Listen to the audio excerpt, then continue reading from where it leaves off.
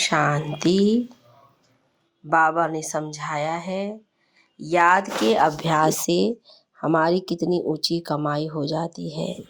याद में रहने वालों का बुद्धि योग एक बाप की तरफ ही रहता है। कोई भी कार्य करते हुए उनका बुद्धि योग अपनी कमाई में बाबा के साथ में रहेगा। किसी भी प्रकार का उन्हें अशुद्ध अहंकार नहीं आ सकता है। आज बाबा की विशेष रूप से याद पर ही मुरली चल रही है। फिर बाबा कहते हैं कि बच्चे जैसे बाबा सच्चे हैं, सदा ही सच्चा ही ज्ञान देते हैं, सच्चा ही रास्ता हम बच्चों को बताते हैं, ऐसे ही बाबा की हमेशा यही समझानी रहती है कि मेरे हर एक बच्चे सच्चे रहें, सच के पथ पर चले और सच के द्वारा ही हमारी ये नई दुनिया स्थापन हो रही है। इसलिए सदा ही बाबा के साथ में, बाबा के कार्य में सच्चे रहना है। तो आज सुनते हैं बाप दादा के 8/11/2022 के साकार महावाक्यों में बाबा बोले, मीठे बच्चे, तुम्हारी रूहानी यात्रा बहुत गुप्त है जो तुम्हें बुद्धि योग से करते रहना है। इसमें ही कमाई है। प्रश्न में है, याद की यात्रा पर रहने वाले बच्चों की निशानी क्या होगी? उत्तर में, वह बहुत गंभीर और समझदार होंगे, सदा शांत चित्त रहेंगे। दूसरा, उनमें अशुद्ध अहंकार नहीं होगा। तीसरा, उन्हें सिवाय एक बाप की याद के और कोई भी बात अच्छी नहीं लगेगी। चौथा, वह बहुत कम और धीरे बोलेंगे। वह हर कर्म इशारे से करेंगे, जोर से बोलेंगे व हंसेंगे नहीं। 5वें पॉइंट, उनकी चलन बहुत बहुत रॉयल होगी। उन्हें नशा होगा कि हम ईश्वरीय संतान हैं। छठी में, आपस में बहुत प्यार से रहेंगे, कभी लून पानी नहीं होंगे। उनकी वाचा बहुत फर्स्ट क्लास होगी। गीत बजा है, रात की राही थक मत जाना, सुबह की मंजिल दूर नहीं। ओम शांति। बच्चे जानते हैं कि हम रात के राही हैं, परंतु ऐसे नहीं कि तुम कोई रात्रि को ही बुद्धि योग लगाते हो व मुसाफिरी पर हो। नहीं, ये तो बेहद की बात है। वो जिस्मानी यात्रा सिर्फ दिन में ही होती है, रात्रि को नहीं जाते हैं। रात्रि को तो सब सो जाते हैं। इस यात्रा को तो तुम जानो अथवा बाप जाने, अर्थात निराकार परमपिता परमात्मा जाने और निराकारी आत्माएं ही जाने। अभी परमपिता परमात्मा शरीर में बैठ ये यात्रा सिखलाते हैं। ये कभी ना कभी शास्त्र में सुना ना कोई विद्वान पंडित सिखला सकते हैं। यह यात्रा रात को भी, अमृत वेले भी, हर समय हो सकती है। भगत लोग तो सवेरे उठकर कोठरी में बैठ जाते हैं, पूजा करते हैं। तुमको भी कहा जाता है कि सवेरे याद की यात्रा अच्छी होगी। यह है रूहानी यात्रा। बच्चे देही अभिमानी बने हैं, हम आत्मा हैं, ये निश्चय करना भी मासी का घर नहीं है। घड़ी घड़ी भूल जाते हैं। बहुत बच्चे हैं जो इस यात्रा को जानते भी नहीं हैं, बुद्धि में बैठता ही नहीं है। अगर यात्रा पर चला हुआ है तो नित्य यात्रा करते रहे ना। यात्रा पर फिर ठहरना थोड़ी ही होता है। ठहर जाते हैं, अर्थात यात्रा करने का शौक नहीं है। तुम्हारी है गुप्त यात्रा, इनका वर्णन कोई शास्त्रों में नहीं है। जितना यात्रा पर बुद्धि योग रहेगा, अर्थात बाप को याद करते रहेंगे, उतना कमाई होगी। बुद्धि का योग दौड़ी पहनता है बाप के पास, इसमें आत्म अभिमानी बनना है। आधा कल्प तुम दे अभिमानी बने हो, वह आधा कल्प की आदत तुमको इस एक जन्म में मिटानी है अथवा खत्म करनी है। यह कोई वह सत्संग नहीं है शास्त्र सुनने का। तुम बैठे हो, अपने को आत्मा समझ बाप को याद करते रहो। फिर बाप की मत पर भी चलना है, जो मत बाबा ब्रह्मा द्वारा दे रहे हैं। फिर लक्षण भी अच्छे रखने हैं, शैतानी लक्षण नहीं होने चाहिए। उसमें भी जो पहला नंबर अशुद्ध अहंकार है, उनके बाद सब और विकार आते हैं। तो अपने को आत्मा निश्चय करना है। यह अभ्यास बड़ी मेहनत है। मेहनत का है। बहुतों से ये मेहनत पहुंचती नहीं है। क्यों? तकदीर में नहीं है। इस यात्रा पर रहने वाले की निशानी फिर क्या होगी? वह बड़े गंभीर और समझदार रहते हैं। एक बाप की याद के सिवाय उनको और कोई बात अच्छी नहीं लगेगी। शांति तो बहुत लोग पसंद करते हैं। सन्यासी लोग भी एकांत में, जंगल आदि में जाकर रहते हैं, परंतु वह तत्व अथवा ब्रह्म की याद में रहते हैं। ये यात्रा तो है झूठी, क्योंकि ब्रह्म अथवा तत्व कोई सर्वशक्तिवान बाप तो है नहीं। आत्माओं का बाप तो एक ही निराकार परमपिता परमात्मा शिव है, जिसको सब आत्माएं पुकारती हैं। आत्मा ऐसे कब नहीं कहती हे ब्रह्म बाबा, हे तत्व बाबा। नहीं, आत्मा सदैव कहती है हे परमपिता परमात्मा। उनका नाम चाहिए। ब्रह्म तो महातत्व रहने का स्थान है। बाप कहते हैं ब्रह्म ज्ञानी व ब्रह्म योगी कहना यह ब्रह्म है, भ्रम है। कोई ने कह दिया और मान लिया। भक्ति में सब झूठा रास्ता बताते हैं, इसलिए देही अभिमानी बन नहीं सकते। आत्मा सो परमात्मा कह दिया, फिर योग किससे लगाए? बाप कहते हैं यह सब मिथ्या ज्ञान है, अर्थात ज्ञान ही नहीं है। ज्ञान और भक्ति दो अक्षर आते हैं। आधा कल्प ज्ञान, आधा कल्प भक्ति चलती है। बाप आकर समझाते हैं कि इन शास्त्र आदि में भक्ति का ही वर्णन है।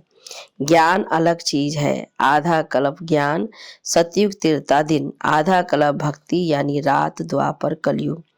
ऐसी सहज बातें भी विद्वान आचार्य नहीं जानते। बिल्कुल ताकत नहीं रही है। तुम कहते हो परमपिता परमात्मा हमको पढ़ाते हैं। लोग तो कहते हैं कि परमात्मा सर्वव्यापी है, पढ़ाएंगे कैसे? बहुत माथा मारना पड़ता है। एक बच्ची ने समाचार लिखा। एक सेठ ने प्रश्न पूछा, तुम शास्त्र पढ़ी हो? उसने कहा, परमात्मा ने हमको शास्त्रों का सार समझाया है, हमारा दूसरा गुरु है नहीं। तो वह अपनी टिक टिक करने लगा कि शास्त्र जरूर पढ़ना चाहिए, ये करना चाहिए। वह सुनती रही, परंतु बड़े आदमियों को समझाने की हिम्मत चाहिए। कहना चाहिए कि यह ठीक है वेद शास्त्र पढ़ना, परंतु भगवान वाच कि इन्हें पढ़ने से मेरे साथ कोई मिल नहीं सकते, मुक्ति जीवन मुक्ति पा नहीं सकते। पहली बात ये समझानी चाहिए, परमपिता परमात्मा के साथ आपका क्या संबंध है? भल आप नगर सेठ हो, पर सिर्फ एक बात आपसे पूछते हैं, देखना चाहिए क्या जवाब देते हैं। क्योंकि बाप को सब भूले हुए हैं तो पहले परिचय देना पड़े, परंतु बच्चे ऐसी ऐसी बातें फिर भूल जाते हैं, श्रीमत पर चलते नहीं। पहले श्रीमत कहती है कि मुझे याद करो, 1 घंटा आधा घंटा सिर्फ याद जरूर करो। कई बच्चे सारे दिन में 5 मिनट भी याद नहीं करते। यह सब लक्षणों से पता लग जाता है। अगर याद करते हो तो चलन बड़ी रॉयल होनी चाहिए। बच्चों ने राजाओं को कब देखा नहीं है। ये बाबा का रथ तो बहुत अनुभवी है, सबको जानते हैं। कोई जेवर आदि लेने होंगे तो महाराजा आएगा, सिर्फ हाथ लगाया और गए, फिर सेक्रेटरी आपे ही बात करेंगे। तो उन्हों का कितना दबदबा रहता है। तुम गुप्त हो, परंतु बड़ा रॉयल्टी से चलना चाहिए, बिल्कुल थोड़ा बोलना चाहिए। क्यों? हमको टॉकी से सूक्ष्म सूक्ष्म से मूल में जाना है। भक्ति मार्ग में बहुत रड़ियां मारते हैं, गीत गाते हैं, यहाँ तुमको आवाज बिल्कुल नहीं करना चाहिए। अंदर में यह ज्ञान है कि हम आत्मा हैं, यहाँ बाकी थोड़े रोज हैं, अब जाना है। शिव बाबा कितना थोड़ा बोलते हैं, सिर्फ इशारा देते हैं कि मुझे और वर्षे को याद करो। Talk no evil, see no evil, बहुत सेंटर्स पर अच्छे अच्छे बीके हैं, इतने जोर से बोलते हंसते हैं, बात मत पूछो। बाबा समझाते रहते हैं, यहाँ तुम्हारा कितना लव चाहिए। सतयुग में शेर गाय इकट्ठा जल पीते हैं, यहाँ बहुत प्यार होना चाहिए। हम ईश्वरीय संतान हैं तो बड़ी रॉयल चलन चाहिए। हम परमपिता परमात्मा की संतान हैं। हम श्रीमत पर चलकर बेहद का वर्षा ले रहे हैं। बेहद का बाबा अभी हम सभी बच्चों को बेहद का वर्षा देते हैं।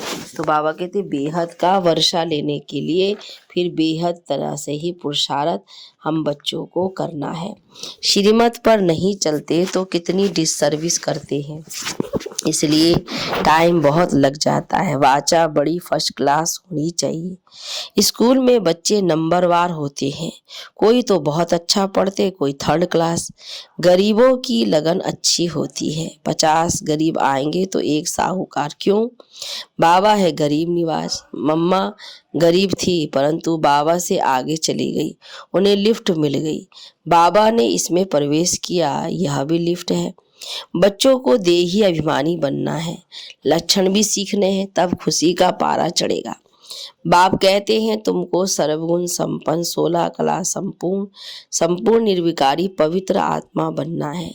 इनके पास आते हो तो शिव बाबा को याद करके आओ। तुमको याद करना है शिव बाबा को।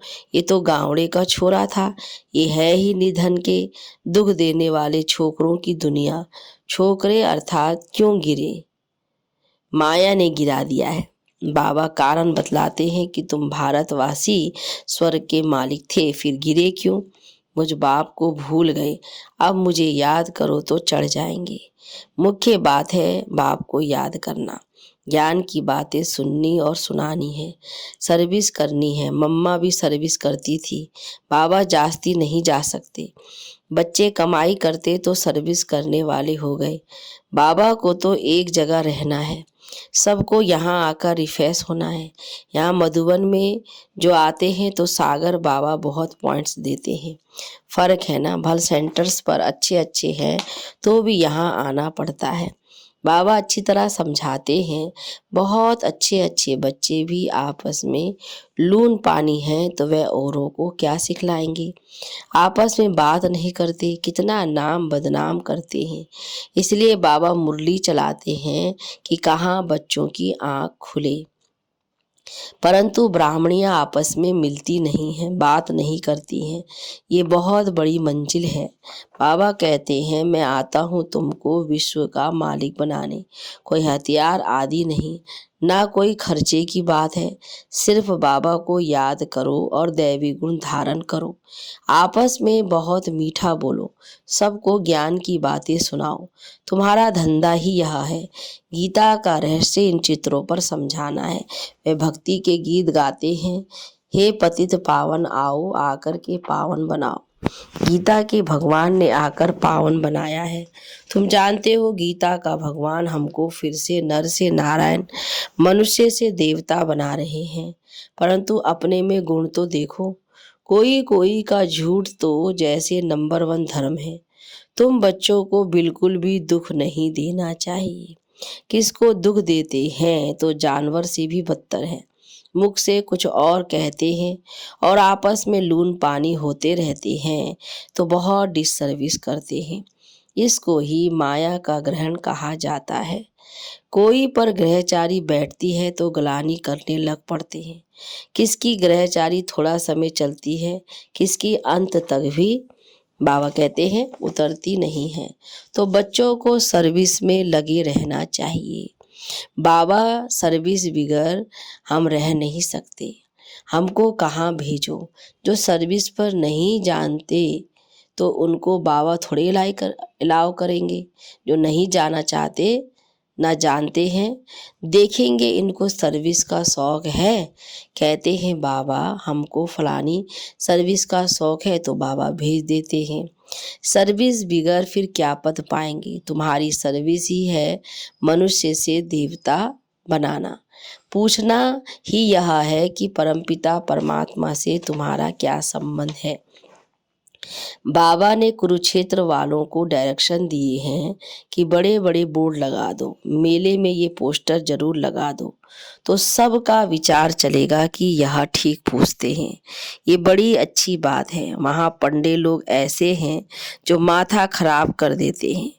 देखा गया है तीर्थों पर बहुत सर्विस नहीं हो सकती है, बहुत समझ भी जाते हैं, फिर कहते हैं हम अगर ये ज्ञान समझाने लग पड़े तो हमारी कमाई चट हो जाएगी। इतने सब फॉलोवर्स कहेंगे कि यह बीके पर आशिक हुआ है। इसमें बड़ी समझ और दूरंदेशी चाहिए। बलिहारी शिव बाबा की है, उनकी श्रीमत पर चलना है। ज्ञान भी बड़ी अच्छी बुद्धि चाहिए। बाबा कहते ज्ञान में बुद्धि भी बड़ी अच्छी चाहिए। बुद्धि अगर बड़ी अच्छी नहीं होगी तो कुछ ना कुछ सोच विचार में भी फिर धारणा नहीं हो पाएगी। श्रीमत पर चलना चाहिए। बाबा समझाते हैं बहुतों को अहंकार आ जाता है कि मेरा जैसा कोई है नहीं। कोई तो ऐसे बुद्धू हैं, समझते हैं कि ब्रह्मा भी क्या है, जैसे हम जिज्ञासु है वैसे ब्रह्मा भी जिज्ञासु है। कोई पॉइंट में हम तीखे हैं, कोई पॉइंट में करके ब्रह्मा तीखा जाएगा। अरे मम्मा बाबा तो जरूर सबसे तीखे होंगे, हम उन्हों का सामना क्यों करते हैं? तो बहुतों को अहंकार आ जाता है। बाबा कहते हैं रात के राही थक मत जाओ, बंदरपना छोड़ दो, नहीं तो फिर सजाएं खाएंगे, है ना। बाबा कहते हैं ये सब संस्कार, ये खामी अगर रहेगी तो फिर पद कैसे ऊंचा मिलेगा। जब भगवान ने जिन आत्मा को चुना है, उनका पुरुषार्थ देख करके उनको आगे रखा है, तो ऐसा सोच विचार तो हमारे नहीं होने चाहिए। दैवी गुण धारण करने हैं। किसको भी कभी उल्टी मत नहीं देनी चाहिए जो उनका बुद्धियोग टूट पड़े। धूतियाँ उल्टी मत देते हैं, यह भी शास्त्रों में है ना। राम है एक, बाकी सब है सीताएं। बच्चों की चाल बड़ी दैवी होनी चाहिए। दैवी गुणों को धारण करने और कराने के लिए बाबा हमेशा समझाने देते। अच्छा मीठे मीठे सिक्की लदे बच्चों प्रति माता पिता बाप दादा का याद प्यार और गुड मॉर्निंग।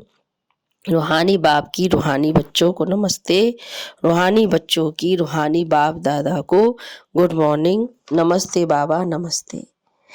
धारणा के लिए मुख्य सार है। पहली पॉइंट, सत्य बाप सत्य बनाने आए हैं, इसलिए कभी भी झूठ नहीं बोलना है, सदा सच्चे होकर रहना है, किसी को भी दुख नहीं देना है। दूसरी पॉइंट में मुख से ज्ञान की बातें बोलनी है, वाचा बहुत फर्स्ट क्लास रखनी है, किसी को भी उल्टी मत देकर धूतीपना नहीं करना है।